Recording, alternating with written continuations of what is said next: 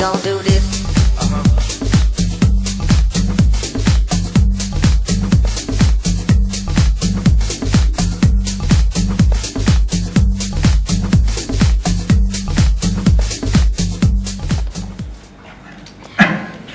Bueno, muchas gracias por la invitación. Yo voy a hablar acerca de gasto público y financiamiento, con particular referencia al régimen de coparticipación federal de impuestos y regímenes paralelos que funcionan de una manera similar y que sirven para el financiamiento de las provincias que componen el país por medio de recaudaciones que efectúa la nación. O sea que la mía va a ser una historia financiera, económica y política que en un principio les va a parecer quizá un tanto desconectada de las historias que les han contado quienes me antecedieron en el uso de la palabra, pero yo espero que al concluir, o quizás en la sesión de preguntas, ustedes puedan ver la conexión medular que hay entre el federalismo fiscal, la organización fiscal federal, y las economías regionales, o por lo menos las economías provinciales. Es una historia, como les dije, que voy a tratar de compactar en 20 minutos, pues este es el tiempo que tengo asignado, ¿no? En la década del 70, la Argentina inició, en particular a partir del golpe de Estado, del advenimiento del régimen militar, un proceso importante de descentralización del gasto público. El gasto público había crecido considerablemente en la década del 70 y estaba mayormente concentrado en la cabeza de la nación. Esto es, la nación tenía facultad de gasto en un porcentaje muy importante y las provincias y los municipios menos. Se inició ese proceso bastante agresivamente de transferencias de gastos a las provincias, en particular la educación primaria, hospitales y demás. Y luego en la década del 80 ese proceso de descentralización del gasto público quedó frenado. La reforma estructural en la década del 80, debido a la inestabilidad o debido a las dificultades de asentamiento del régimen democrático y debido sobre todo al colapso hiperinflacionario, quedó postergado y la economía quedó dormida. En la década del 90 se reanudó el proceso de transferencia de facultades de gasto hacia las provincias y hacia fin de la década del 90 el grado de descentralización del gasto público que había alcanzado la Argentina era el mayor de América Latina. De hecho, sobre un gasto público de aproximadamente 30-32% del Producto Bruto Interno, o sea, un tercio del gasto de la actividad económica se vierte en gasto público, se reforma en gasto público, la mitad, un 50%, había sido descentralizado a las provincias y los municipios. Estaba bastante más concentrado en el resto de América Latina, ¿no? Sin embargo, las provincias y los municipios recaudaban el 20% de ese gasto. O sea, de los ingresos, del gasto total del país, la mitad era ejecutada y la responsabilidad política de provincias y municipios hacia fines de la década del 90. La mitad del gasto público nacional, pero del gasto público consolidado del país. Pero solamente un quinto de los recursos impositivos o tributarios recaudados en todo el país, por los diversos niveles, nación, provincia y municipios, eran recaudados por las provincias y los municipios. O sea que el gasto público se ejecutaba en un 50% en el nivel subnacional, provincias y municipios, pero la recaudación se ejecutaba solo en un 20% a nivel subnacional, en provincias y municipios, ¿no? En consecuencia había un desbalance. La mitad del gasto se hacía en cabeza de provincias y municipios y solamente un quinto de los recursos eran recaudados efectivamente por cuenta propia de provincias y municipios. Había un desbalance que ascendía al 60% del gasto de provincias y municipios. Con esto les quiero decir que de cada peso que erogaban las provincias y los municipios, la nación les financiaba por medio de remesas nacionales 60 centavos y las provincias recaudaban 40 centavos, ¿no? Ese desbalance se conoce como el desbalance vertical y da lugar a una cantidad de efectos económicos perniciosos, también da lugar a dependencias políticas muy marcadas, ¿no? Además crea una tensión, crea una variedad de efectos económicos. El más importante es que crea el régimen del desbalance vertical, cuyos instrumentos son las coparticipaciones, en particular la coparticipación federal de impuestos, que es la más importante, es el 2/3 de las remesas nacionales, que llegan a las provincias, generan efectos económicos perniciosos. El más importante es una tendencia a la sobreexpansión del gasto público en las provincias. Ese es el más importante. Por ejemplo, en las provincias pobres, el gasto público creció fenomenalmente en un periodo de 90 años. El régimen de coparticipación federal de impuestos, que es un régimen de concentración del poder financiero en la nación, se creó en el año 1935. La década del 30 fue una especie de turning point, como se dice en inglés, un punto de inflexión en la historia institucional, económica y política argentina. No solamente desde el punto de vista jurídico, desde el punto de vista político, sino también desde el punto de vista económico. En el año 35 se creó la coparticipación federal de impuestos. En el año 16, cuando llegó Irigoyen a la presidencia de la Nación, las provincias pobres gastaban, el gasto público per cápita de las provincias pobres era la mitad del gasto público per cápita de las provincias ricas. Pongamos por caso, Santa Fe gastaba 1.000 pesos por año por habitante, la provincia de Santa Fe y los municipios de Santa Fe, 1.000 pesos por habitante por año.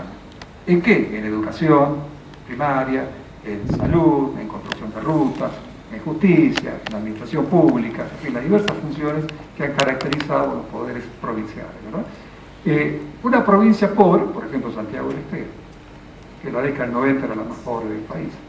San Juan también es una provincia pobre. En mi época, cuando yo vivía allá, era una provincia de clase media, después terminó siendo una provincia pobre. La mayoría de las provincias del arco norte del país son provincias pobres, siempre en términos relativos, ¿no? En conjunto, todo el país es pobre con respecto a los países desarrollados. La provincia pobre, en el año 16, cuando llegó Irigoyen, gastaba 500 pesos. O sea, la rica gastaba 1.000 pesos por habitante por año, la pobre gastaba 500 pesos. En el año 2006, 90 años después, la pobre había empezado a gastar por habitante por año 1.500 pesos, mientras la rica gastaba 1.000 pesos. En rigor, la rica, debido a la expansión del gasto público y al crecimiento de la economía, no estaba gastando 1.000 pesos, sino 3.000. Pero si esa relación se mantiene, entonces la pobre, que gastaba 500 pesos por habitante por año, había pasado a gastar 4.500 pesos por habitante por año. O sea, gastaba la mitad inicialmente que la rica y pasó a gastar 1,5 veces que la pobre. Bueno, esto se debe en gran medida al régimen de coparticipación federal de impuestos, se debe al desbalance vertical. O sea, crea una tendencia a la sobreexpansión del gasto porque la gente le asigna al gasto público un precio impositivo inferior al que realmente tiene. Es el fenómeno tan conocido de la ilusión fiscal, es un fenómeno conocido entre los expertos de finanzas públicas. Y también genera una tendencia a la caída de las recaudaciones propias. Por ejemplo, del gasto público de la provincia de La Rioja o de Catamarca o de Formosa, solamente el 7% es recaudado dentro de la propia jurisdicción por la provincia. El 93% es remesa nacional, por vía de la coparticipación federal de impuestos, por vía de aportes no reintegrables de la nación, por vía del Fondo de la Vivienda, el Fondo de la Educación, el Fondo Especial del Tabaco, el Fondo del Desarrollo Eléctrico del Interior, el Fondo de la Infraestructura, el Fondo de lo que quieran. Hay muchos fondos, son como 10 fondos.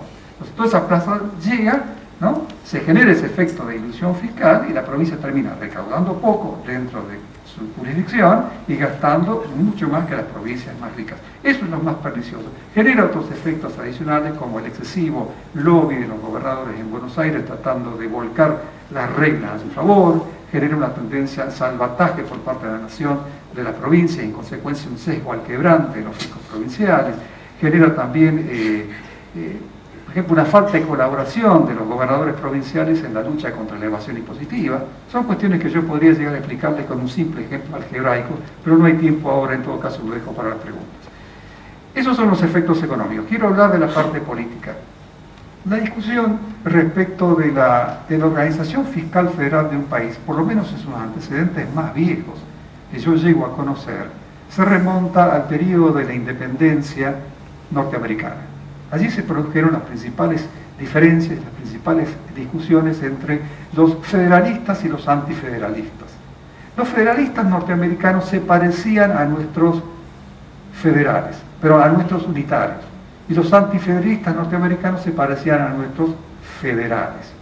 Habían dos corrientes en pugna. a partir de 1776, cuando se produjo la Revolución de la Independencia, y hasta 1787, cuando Estados Unidos se dio la Constitución y vino Washington a presidir el país, en esos 11 años de vida independiente, después de las colonias y antes de la Federación, había una confederación de pequeñas repúblicas libres e independientes, que eran las 13 colonias del este. O sea, el medio oeste y el oeste no existía todavía, eran territorios no colonizados, ¿no? Y la posición era la siguiente: los federalistas eran partidarios de la creación de un Estado nacional fuerte, o un Estado central fuerte, más o menos la idea de los unitarios argentinos en el siglo XIX. Los antifederalistas eran partidarios de la preservación de la confederación de pequeñas repúblicas libres que había caracterizado el período de la independencia hasta la Constitución. Hubo un fervoroso debate que por el lado federalista fue recogido en el famoso libro El Federalista, escrito por J. Hamilton y Madison, de los Estados Unidos, muy conocido seguramente por estudiantes de historia política y filosofía política, ¿no? La posición antifederalista, que fue la posición perdedora, sin embargo se reflejó en el texto de la Constitución norteamericana, no fue recopilada. Por el pensamiento de los perdedores nunca es recopilado. Sin embargo, ha llegado hasta nosotros mediante ciertos estudios modernos. La posición antifederalista, de todas maneras, si bien perdió en la lucha por la definición de las grandes orientaciones de la Constitución norteamericana única del año 1787, igualmente hizo ver algunas de sus consideraciones y sus puntos de vista, y luego cuento todo esto porque nuestra Constitución del año 1853, originada inicialmente en la cabeza de Juan Bautista Alberdi, ¿no?, tomado vía el libro de las bases por Urquiza y hecho Constitución en el año 52, se modeló sobre la base o a partir del ejemplo de la Constitución norteamericana. O sea que la Constitución nuestra contiene muchos principios del pensamiento antifederalista, o sea, el pensamiento que es más federal que el de los federales. Y les quiero leer 3 posiciones para que ustedes tomen el pulso de ese pensamiento. Hay 3 autores que llegan hasta nosotros. Uno se llama Brutus, o Bruto.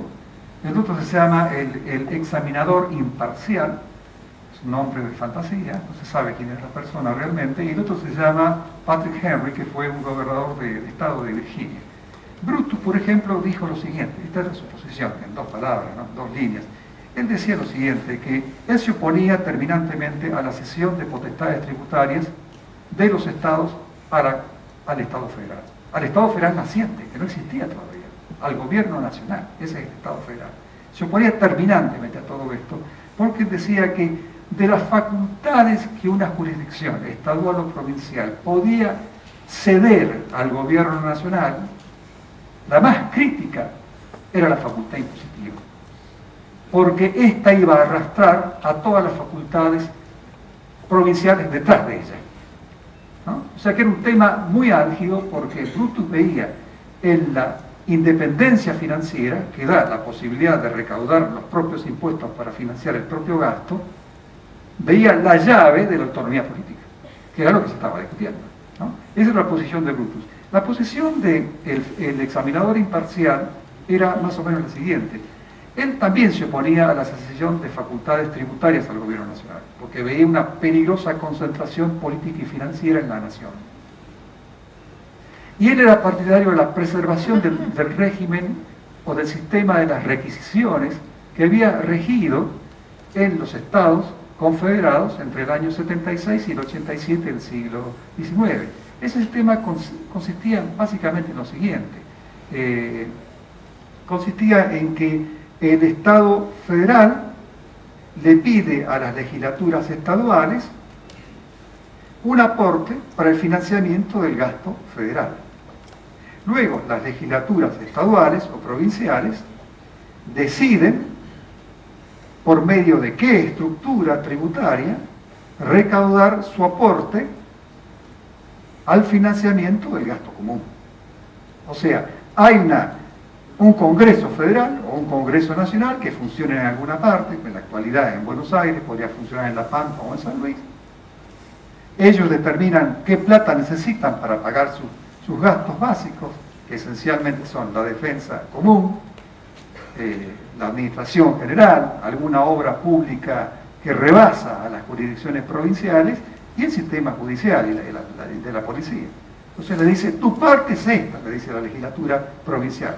La legislatura provincial dice, esta es mi expensa que debo girarle a la nación. Ella ve y decide de qué manera lo va a recaudar, si con ingresos brutos, con un impuesto a los inmuebles, si con automotores, si con sellos, si con un IVITA, un IVA reducido, con un impuesto a las ganancias, versión particular que a ella crea conveniente, con un impuesto interno que ella defina, y lo recauda por su propia cuenta. Recauda la plata, comparte, financia al Estado provincial y el resto gira a la nación. Ese es un sistema conveniente porque le permite al votante y contribuyente provincial un control muy preciso del gasto y por ende la eficiencia del gasto del Estado provincial y del gasto nacional, porque es la que le regula el chorro de plata que va de abajo hacia arriba. Entonces el examinador imparcial era partidario de la preservación de un sistema de requisiciones porque propendía a la preservación o el mantenimiento de la Confederación de Pequeñas Repúblicas Libres que había regido en Estados Unidos en aquel periodo de transición. Luego Patrick Henry, el gobernador de Virginia, también era favorable y decía que el sistema de requisiciones era el más compatible con el espíritu confederal. Pues bien, esta era la posición en Estados Unidos. Como ya les dije, la Constitución del 87 pensó otra cosa, se hizo más centralista. Luego esto fue tomado por la Constitución argentina y la Argentina optó por el sistema de separación de fuentes que puso en práctica en el año 1853. El sistema de separación de fuentes consiste en lo siguiente. Consiste en que la nación por un lado y las jurisdicciones provinciales por el otro tienen sus propias bases imponibles que son distintas. Históricamente fueron distintas. Hasta el año 35 del siglo pasado fueron distintas. Durante 80 años la nación cultivó una cierta base imponible, las provincias cultivaron otras bases imponibles y cada provincia o cada jurisdicción recaudaba por su propia parte. Les doy un dato. En 1890 las provincias argentinas gozaban de máxima autonomía e independencia financiera. ¿Por qué motivo? Por un simple datito. La nación financiaba solo 5 centavos de los gastos provinciales. En la actualidad, el único gobernador gallito que enfrenta al kirchnerismo, ¿quién es? Macri. ¿Por qué? Porque Macri financia el 90% de su gasto con sus propios recursos. Un gobernador que financia el 90% de sus gastos con recursos nacionales tiene que callarse, tiene que bajar la cabeza, más allá de su carácter, más allá de su ideología. No tiene alternativa. El gobierno le difiere, le pospone el pago, le pospone la transferencia a 20 días, tiene una revolución y un incendio provincial. No puede hacer otra cosa, es un empleado del gobierno nacional. Quizá porque lo quiere, quizá porque ayuda a mantener el régimen actual. Bueno, este régimen, que el régimen de separación de fuentes, es el régimen que se trastornó en el año 35 y llegamos con un régimen que es de pico para afuera federal, pero que intrínsecamente es un régimen militar. Y lo hemos visto paraínamente en los últimos años. En el año 2006, por ejemplo, 64 centavos de cada peso que gastaban las provincias en promedio era financiado con remesas nacionales. Y veamos casos más extremos, por ejemplo, San Juan, la provincia, llamémosle intermedia o más bien pobre, ¿no? San Juan financia 12 centavos del gasto provincial con recaudación propia. 88 centavos con recaudación nacional. O sea, a tal punto llega la dependencia financiera que los votantes sanjuaninos, cuando van a elegir un gobernador, esto es muy llamativo, eligen al gobernador mejor alineado con el presidente de la nación. ¿Cómo? Sí, bueno, entonces tenemos, o sea que hemos llegado a una situación de extrema concentración financiera y política. Tenemos dos alternativas de salida para todo esto. Yo creo que es deseable, hay una corriente de pensamiento que cree que es deseable, volver a un sistema de finanzas descentralizadas, ¿no? A un sistema de mayor autonomía política para los provinciales. Lo que es importante entender es que nunca va a haber autonomía política si no hay autonomía financiera.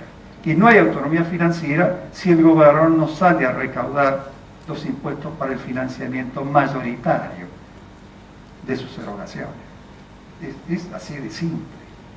O sea, debe haber un sistema de correspondencia fiscal en el cual la autoridad que gasta es la autoridad que recauda. Ahora tenemos un desbalance vertical. Hay dos formas. Una, dado que me estoy quedando sin tiempo, es la recreación o es la creación de un sistema de requisiciones, por el cual la nación no recauda un peso más y todo el poder recaudatorio es concentrado en las jurisdicciones provinciales. Las jurisdicciones provinciales recaudan a su leal saber y entender, con la estructura tributaria que crean conveniente, el monto necesario para contribuir al gasto común federal. O sea, giran regularmente una expensa a la nación. No es necesario fijar restricciones constitucionales al gasto nacional, porque no es necesario, porque dado que la jurisdicción provincial es la que regula el giro. Una alternativa a esta, que es una reforma radical en el espíritu antifederalista norteamericano del siglo XVIII, una alternativa que congenia con la tradición republicana argentina del siglo XIX, que rigió hasta el año 1935, es volver al sistema de separación de cuentas, en donde hay bases imponibles distintas, y la nación y las provincias recaudan cada uno sus recursos por su cuenta, sin transferencias entre ellas. Pero a la nación se le fija, por constitución, un límite taxativo respecto de qué funciones o qué gastos puede ella encarar. Puede gastar en esto hasta esta medida, o puede gastar en esto hasta esta medida. No puede gastar en esto porque en esto gastamos nosotros. Y además, para evitar un Estado socialista, se le fija qué tipo de impuestos puede recaudar. Porque no es lo mismo recaudar un IVA, que es el impuesto socialista, por algo fue inventado por los franceses, que recaudar un impuesto interno, que es el impuesto angloamericano. O sea, el IVA es un impuesto que tiene bases imponibles inmensas, y uno puede recaudar crecientes cantidades de dinero y financiar sin límites un gran gasto. En cambio, los impuestos internos tienen bases estrechas, son más difíciles de recaudar, y en consecuencia es una pelea cuesta arriba recaudar plata. Entonces, de esa manera, dándole facultades tributarias sobre bases estrechas a la nación y fijándole por la Constitución límites taxativos al gasto, se logra controlar el tamaño del gasto nacional. Y las provincias recaudan con los impuestos que ellas definiesen, ¿verdad?, para financiar, y por su cuenta financian su propio gasto. Hay otros temas que se pueden mencionar, porque esta descentralización daría lugar a un abanico amplio de desequilibrios financieros en las provincias, ¿no? Las provincias que están muy subsidiadas ahora pasarían a tener un déficit, y otras provincias que son superavitarias, como la capital federal o la provincia de Buenos Aires, marginalmente Mendoza, Santa Fe y Córdoba, serían superavitarias. Entonces hay que pensar un esquema para manejar financiera y políticamente la transición. Está pensado, no tengo tiempo de extenderme sobre ello. Esta es toda la idea. Muchas gracias. Perdónenme la...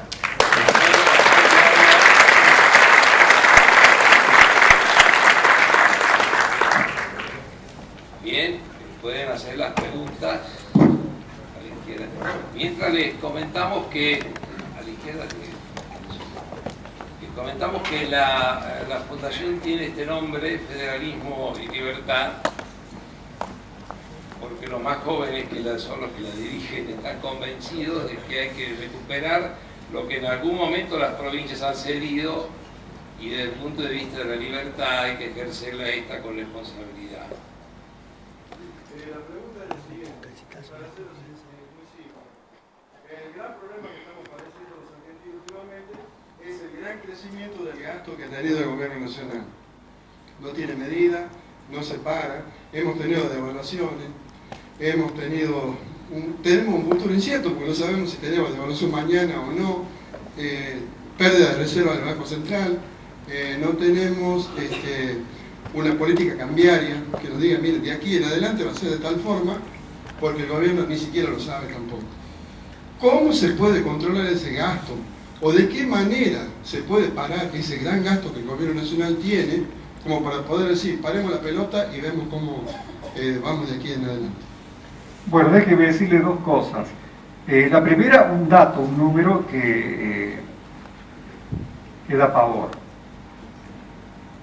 El gasto público consolidado en la Argentina del año pasado y el corriente está un poquito más bajo porque la inflación es más alta que los ajustes del gasto, ¿no? Los ajustes salariales, está cayendo un poco. Pero el gasto del año pasado llegó a 45% del Producto Bruto Interno. Nunca en la historia de la vida independiente argentina fue tan alto. Y hay una suerte de norma, ¿no?, que dice que en la Argentina es insostenible un gasto consolidado en nación, provincias y municipios, incluyendo el sistema de la seguridad social, que exceda el 26% del Producto Bruto. Sostenible significa que usted no lo puede financiar por la vía explícita, legislativa, convencional, de los impuestos y las tarifas, sin emisión monetaria ni endeudamiento. Excede el 26% y usted ya entra en riesgo de entrar en una carrera de endeudamiento que termina necesariamente en default, o de emisión que termina en mega inflación, eventualmente hiperinflación, y de devaluación, y no le cuento nada, puede ser un instrumento que va en el camino. Para que tenga una idea, Menem terminó con un gasto público que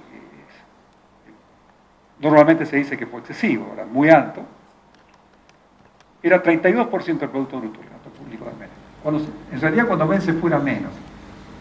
En el año 2000, año que ya es de la Rúa, creció un poquito por la inflación y el estancamiento económico. Llegó a 32% del Producto Bruto. Ahora es 45%. 13 puntos más. Es inviable, ni con un precio de la soja de $600. Es inviable. No. Ese gasto público nos condena a una inflación del 50-60% anual, nos condena a eternas devaluaciones, nos condena a eternos tarifazos. O sea, crea un entorno macroeconómico inviable. Para responder esa pregunta es que a mí en el año 99, más o menos, el Consejo Empresario Argentino me dijo, ¿por qué no escribe un trabajo para ver cómo controlamos el gasto? Y mi respuesta fue, la manera de controlar el gasto es controlar los recursos. Y la cruz del problema impositivo argentino es la coparticipación federal. Y ahí caemos en la discusión, una luego a la discusión anterior sobre el sistema de requisiciones. Si usted impone un sistema de requisiciones, el votante y contribuyente tucumano, mendocino, cordobés, tienen control directo sobre el gasto de la provincia y el gasto de la nación, porque él lo gira. Es la manera de asegurar un gasto acotado. Gasto acotado significa bajo endeudamiento e inflación normal del 2% anual. Implica una extensión, una profundización del horizonte del crédito y la aparición al cabo de algunos años de créditos hipotecarios, industriales a 30 años, al 5% de interés. Ese crédito que la Argentina no tiene desde la década, desde el gobierno de Alvear, y que usted ve en Australia, en Japón, en Estados Unidos, en Europa, o sea, es el signo distintivo de un país estable y civilizado. Sí, doctor Ávila. ¿Cómo es el sistema recaudatorio del país federal de Brasil? Bueno, Brasil es un país más federal que la Argentina, y diría yo que la parte saliente de la organización brasileña es un país al que le falta bastante para ser auténticamente federal. Usted no lo puede comparar con Estados Unidos o con los cantones suizos o con Canadá. Pero es un país más federal que la Argentina. El IVA se recauda a nivel estadual. El IVA, que es un gran impuesto en cuanto a potencial recaudatorio, es recaudado por los estados provinciales. Esa es una gran diferencia. El panel ha cubierto su tiempo. Pueden formular preguntas porque los dos invitados van a quedarse. Este es un panel auténticamente federal porque hemos tenido a un sanjuanino y a un santiagueño. Muchas gracias.